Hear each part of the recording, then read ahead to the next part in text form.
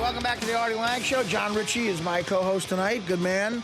And with us is a real funny guy from a show you might know about called The Whitest Kid You Know.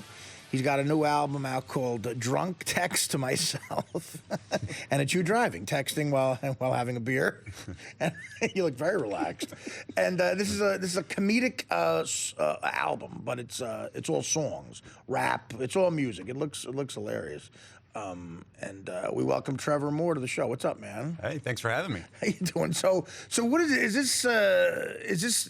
You were explaining this to me during the commercial. It's rap. It's what is it? It's just anything. It's like all genres. It goes country. We do a dubstep song. What is that? Dubstep. It's like a techno kind of Skrillex.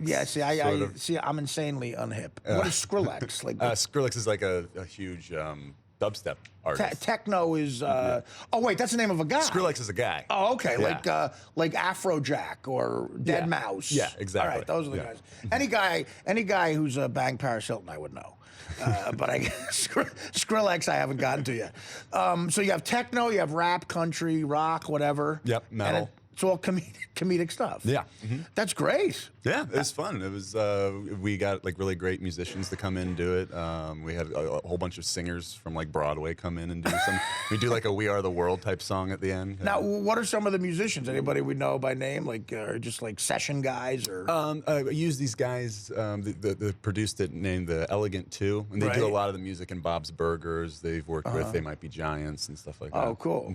And how do you approach guys like that? I mean, these guys you know, like how do you make that call where you go, I'm doing a goofy comedy album. I know you guys are serious musicians, but would you want to do this? Do you have to run the material by them, or is it? Well, I mean, It seems awkward. Yeah, well, I'd worked with these guys before during the Whitest Kids TV show. I would do 2 or 3 songs a season, so I'd worked with them to do those. So they kind of, you know. And then for other people, we just kind of call. Like I did a song. Where we had a whole bunch of kids come in and sing kind of like a lot of like bad words and stuff, and so that's awkward because like you have to like you know call like a kid's agent, you know, and then like who are all dirtbags and would probably sell it out for they probably just ask how much. But then you have to explain to the parents like I need your kid to say this and this and this. You know, I've done that before. I did a pilot once, and it was a deal I had at Fox. It was my own show, and we had to have someone play a girl in it who calls me like fat ass a bunch of times, right?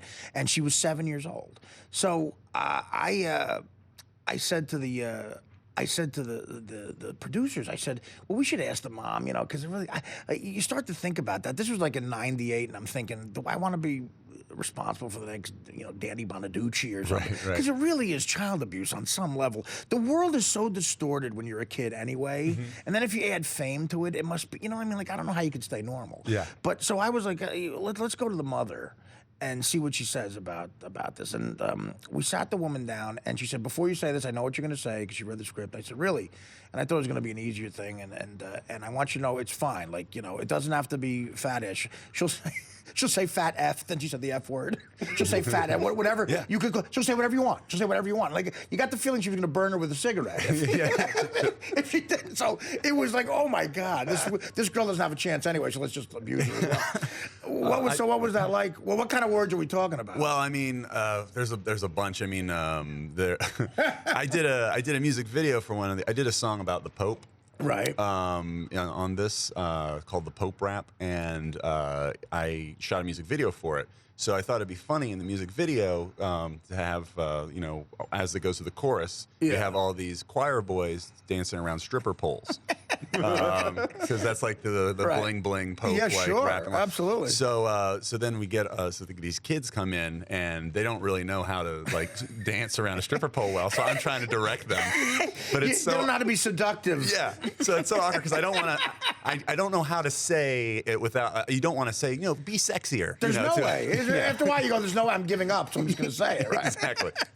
But you're teaching a 7-year-old how to do a lap dance. Yeah. But the parents were fine. Oh, they're like, yeah. The mom was basically, she's like, kind of, put more like sass into it. Be sexy. She was basically saying. More sass. Yeah. Well, because she's a stripper. She's like, you know what the rent is at the Oakwood Apartments on Barham Boulevard in Hollywood? Just dance it up, honey. Well, you're a big fan of Whitest Kids, you know. I am, and I'm just thinking that this could help me explain to my wife why I'm letting the children watch Whitest Kids You Know. Because they can make money? No, because other kids are doing it.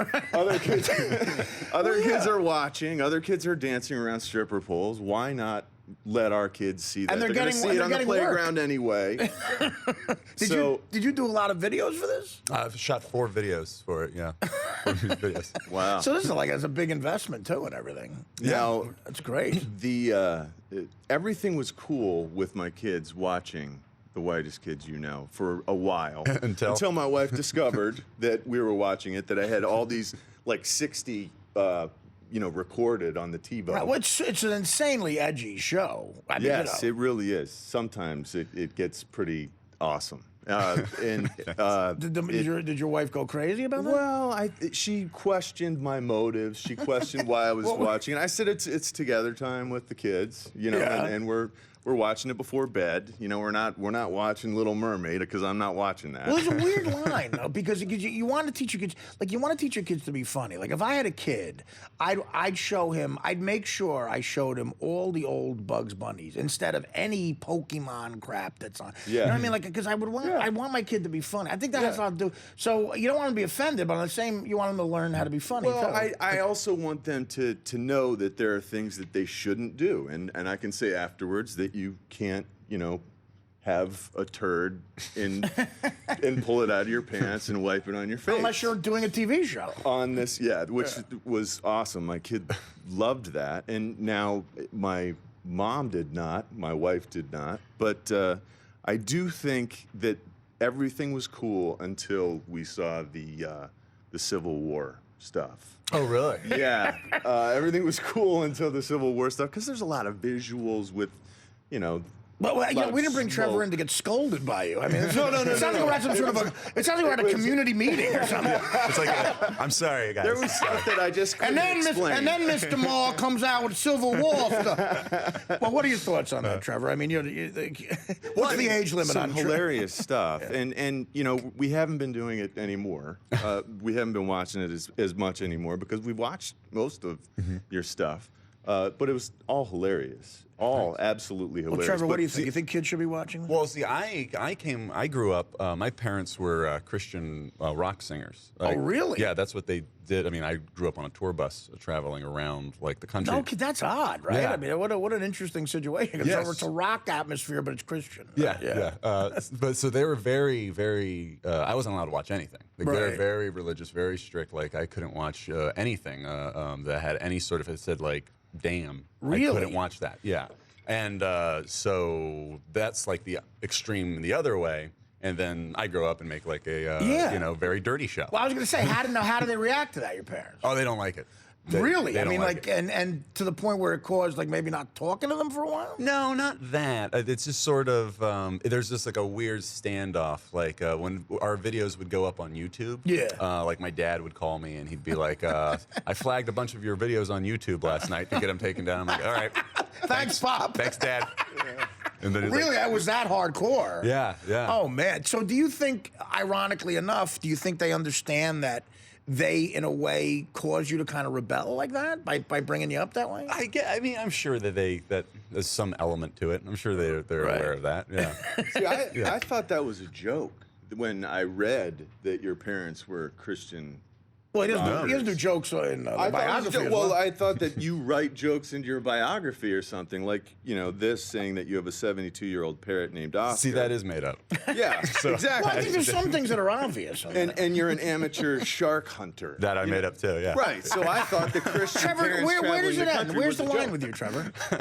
I do feel like you're interrogating. What's real? You've blurred reality. Exactly. Well, that's fun. I mean, that's just fun to say you're an amateur shark hunter, but it's not fun to make up things. But so actually, now what you're saying, the Christian rock parents could be what like literally on a bus the whole time. I mean, yeah, they had like the number 2. So they were successful. They had like the number 2 Christian rock song in the country in like the '80s for a period of time. What was the name of the band? They were called Mickey and Becky Moore. Mickey and Becky Moore. It was like my mom and dad. And where'd you grow up? I grew up in Virginia. Oh, Virginia. Okay. Yeah. That's cool.